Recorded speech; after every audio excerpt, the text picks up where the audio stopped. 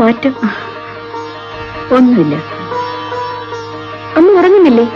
ആ, വരും.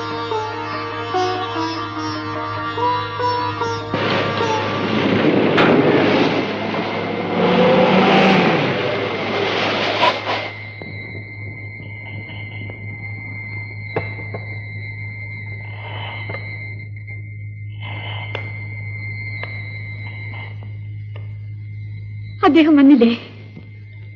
ഗോവിന്ദ് സിംഗ് പണ്ട് ഈ ഗ്രാമത്തിൽ പല അക്രമങ്ങളും ചെയ്തിട്ടുള്ള ആളാണ്. അദ്ദേഹത്തെ കിട്ടിയാൽ നാട്ടുകാർ വെറുതെ വിടൂല.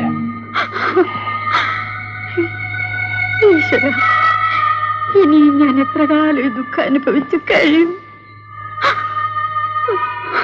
എന്നോടൊപ്പം വരൂ, ഞാൻ നിങ്ങളെ അദ്ദേഹത്തിന്റെ അടുത്ത് കൊണ്ടെന്നെത്തിക്കാം. കയറിക്കൊള്ളൂ.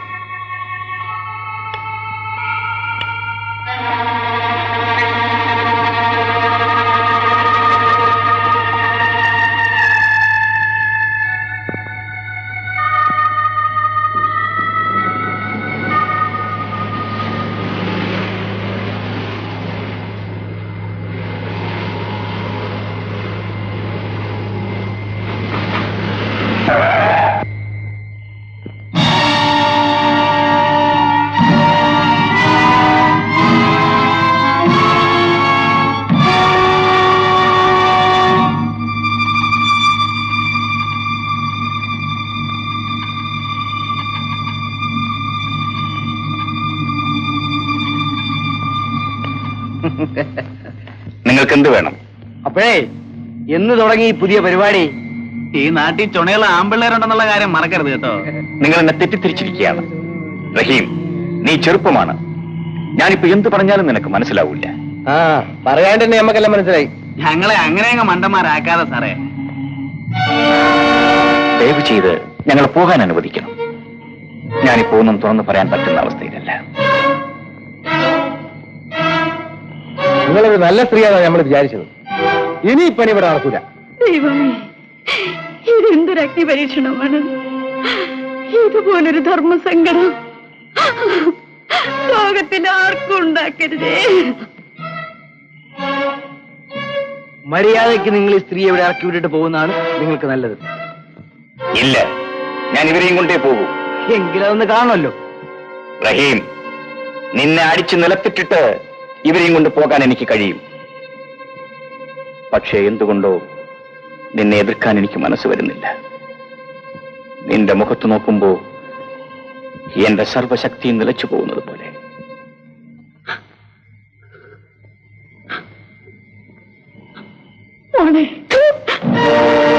ഞാനിനി എങ്ങനെ ആളുകളുടെ മുഖത്ത് നോക്കും? ഈ നാണക്കേടും സഹിച്ച് ജീവിക്കാൻ എനിക്ക് വയ്യ.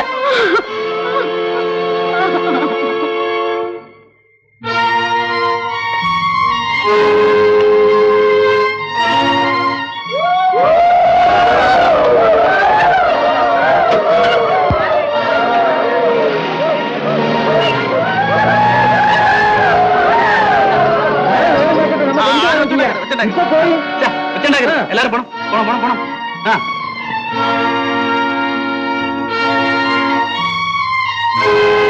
വരി.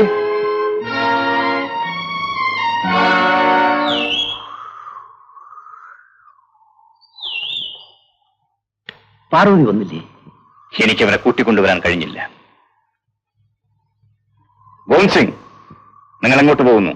എന്റെ ഭാര്യയും മോളെയും കാണാൻ. നിങ്ങളിപ്പോ പോകരുത്. പോയാൽ നമ്മുടെ ലക്ഷ്യങ്ങളൊക്കെ തകരും. ജീവിച്ചിരിക്കുന്ന ഭാര്യയും മകളെയും കാണാൻ കഴിയാത്ത ലക്ഷ്യങ്ങളിലൊന്നും എനിക്ക് വിശ്വാസമില്ല. ഞാൻ പോവും. ശരി, നിങ്ങൾ പൊയ്ക്കൊള്ളൂ, ഞാൻ തടയുന്നില്ല. പക്ഷേ നിങ്ങൾ തിരിച്ചു വരുമ്പോ കാണുന്നത് മരിച്ചും മരവിച്ച എന്റെ ശരീരമായിരിക്കും.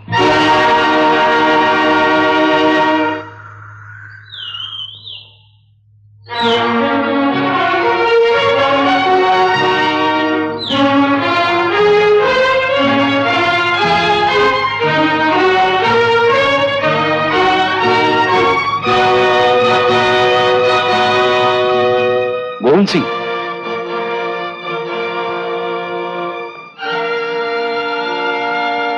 നിങ്ങൾ പോയില്ലേ?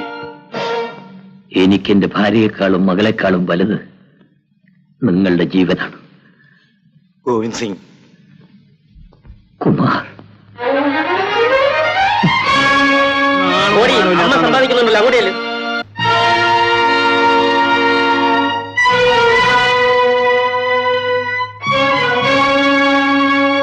നാല് മുഴുക്ക പാട്ടായി നിന്റെ അമ്മയുടെയും ചരിത്രം. എങ്ങോട്ടെങ്കിലും മോളെ, എന്റെ മോളെ എങ്ങും പോകരുത്. ഇനി ജീവിച്ചിരിക്കണമെന്ന് എനിക്ക് ആഗ്രഹമില്ല. ഒരു നിമിഷം ജീവിച്ചിരുന്നാലും അത് അഭിമാനത്തോടെ ആയിരിക്കണമെന്നല്ലേ അമ്മ എന്നെ പഠിപ്പിച്ചിട്ടുള്ളത്. എന്റെ മോൾക്ക് വേണ്ടി മാത്രമാണ് ഞാൻ ജീവിച്ചിരിക്കുന്നത്. നീ ഒരിക്കലും ഈ അമ്മയുടെ പരിശുദ്ധിയിൽ സംശയിക്കരുത് മോളെ. പരിശുദ്ധി? നാണമില്ലല്ലോ ആ വാക്ക് കുറിക്കാൻ. ദൈവമേ, ഞാനിവിടെ എന്ത് പറഞ്ഞ് ആശ്വസിപ്പിക്കും? മോളെ, നീ കേട്ടാൽ ഞെട്ടിത്തെറിക്കുന്ന ചില സത്യങ്ങൾ എന്റെ ജീവിതത്തിലുണ്ട്. ഈ കാപട്യങ്ങളൊന്നും എനിക്ക് കാണണ്ട. ഞാൻ പോകുന്നു. മോളെ, മോളെ.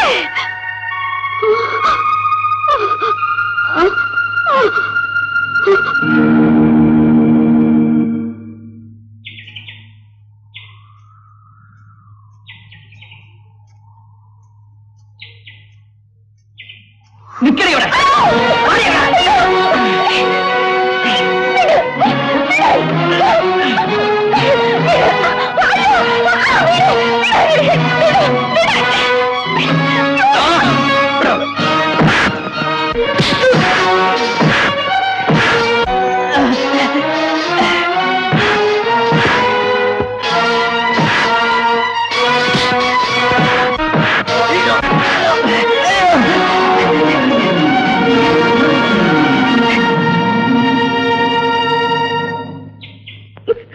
ഒരു വീട്ടിൽ പോവാം.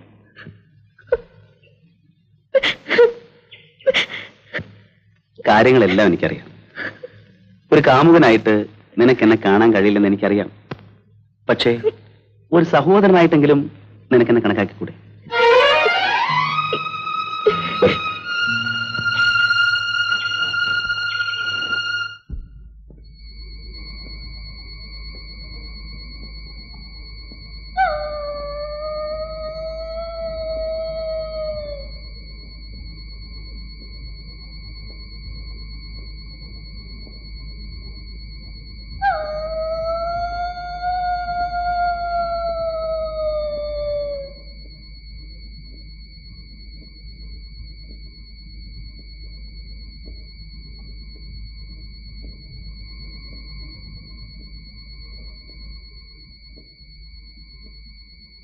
പാർവതി, പാർവതി,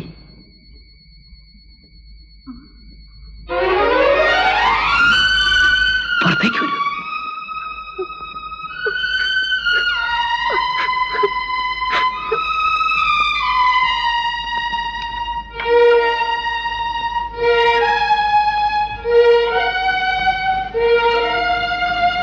അകത്തേക്ക് വരൂ.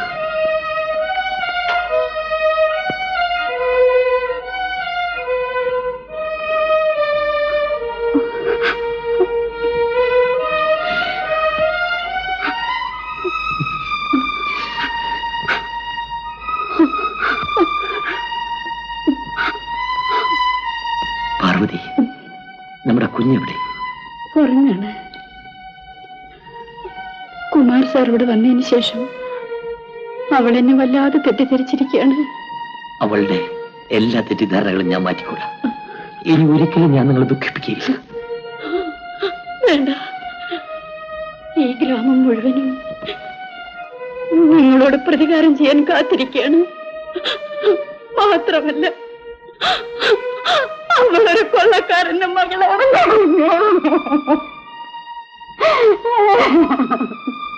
ഒരച്ഛന്റെ വേദന നിനക്ക് മനസ്സിലാവും.